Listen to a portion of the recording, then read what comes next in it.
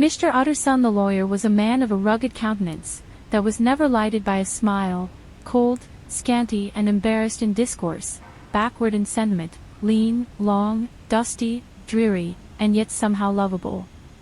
At friendly meetings, and when the wine was to his taste, something eminently human beaconed from his eye, something indeed which never found its way into his talk, but which spoke not only in these silent symbols of the after-dinner face, but more often and loudly in the acts of his life. He was austere with himself, drank gin when he was alone, to mortify a taste for vintages, and though he enjoyed the theatre, had not crossed the doors of one for 20 years. But he had an approved tolerance for others, sometimes wondering, almost with envy, at the high pressure of spirits involved in their misdeeds, and in any extremity inclined to help rather than to reprove.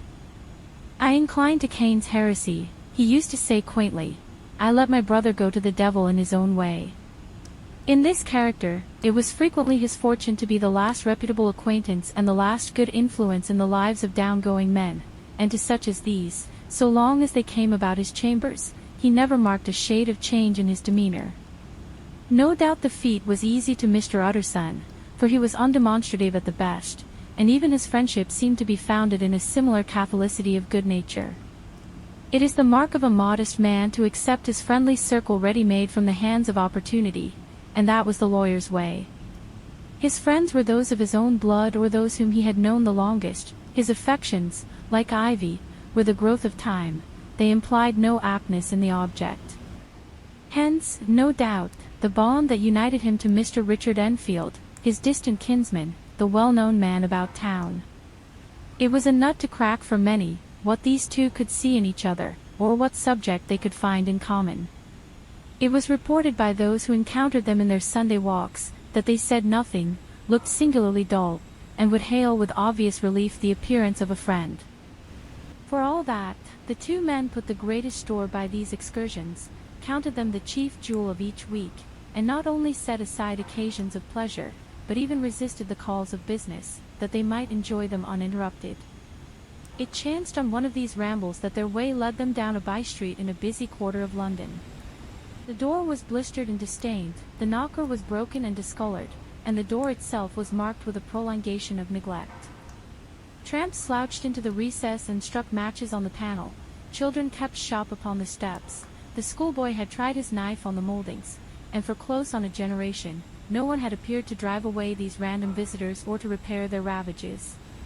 It chanced on one of these rambles that their way led them down a by-street in a busy quarter of London. This by-street was small and what is called quiet, but it drove a thriving trade on the weekdays.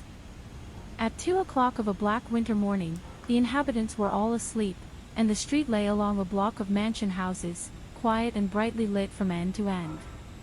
The door, which was equipped with neither bell nor knocker, was blistered and distained. It was then that a small girl came running as hard as she was able. At the same time, a man was coming up the street from the opposite direction. And they ran into one another naturally enough at the corner. When they came to themselves, the man had trampled calmly over the child's body and left her screaming on the ground. The child's screams had brought the people running from the houses. A doctor, of whom she had need, was fetched for her, and the crowd was collected about the spot. The man who had caused the accident was made to stay, and he was brought before an elderly gentleman, who turned out to be her father.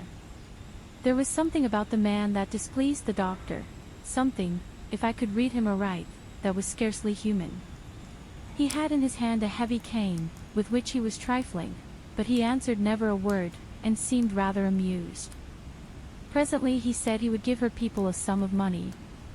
The doctor, turning to the man, demanded £100 for the child. He would have clearly liked to stick to his offer, but there was something about the crowd that was threatening.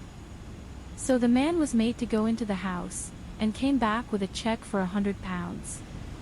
Utterson was a man of rugged countenance, that was never lighted by a smile, cold, scanty and embarrassed in discourse, backward in sentiment, lean, long, dusty, dreary, and yet somehow lovable. At this time he was sorely troubled in mind, for the man was one of his dearest friends, and his trouble was all for him. And yet the lawyer was not certain that he was right. It was Hyde, after all, that he was thinking of, and the door that had been so strangely associated with him.